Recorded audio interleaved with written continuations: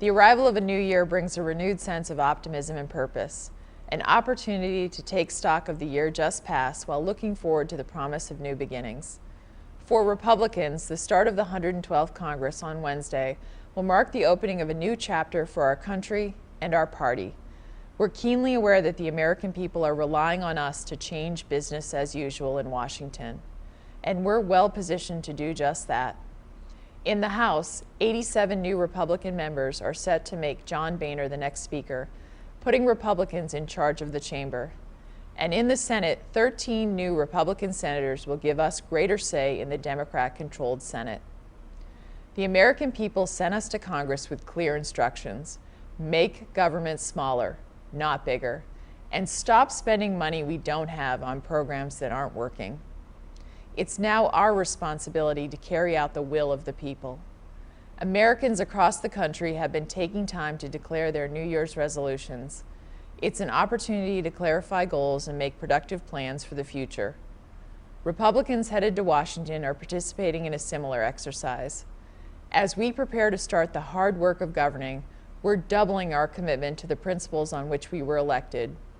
These resolutions, reaffirmed at the beginning of a new year, are intended to illuminate the path forward for our country.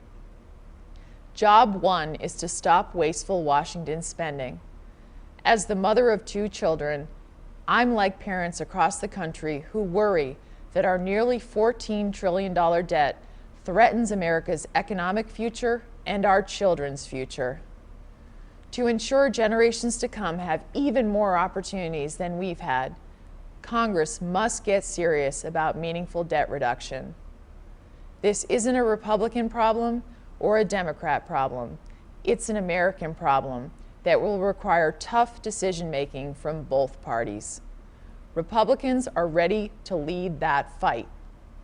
Creating the conditions necessary for businesses to add well-paying, sustainable jobs also tops our agenda. With millions of Americans unemployed or underemployed, we must work quickly to jumpstart our economy. The successful Republican effort to prevent any income tax hikes on families and small businesses over the next 2 years was an important first step.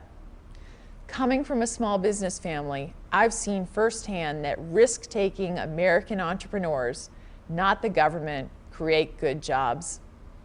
We need to harness common sense, pro-growth policies to get our economy moving again. By getting Washington out of the way, we can unleash the American entrepreneurial spirit that has made our country the most innovative in the world.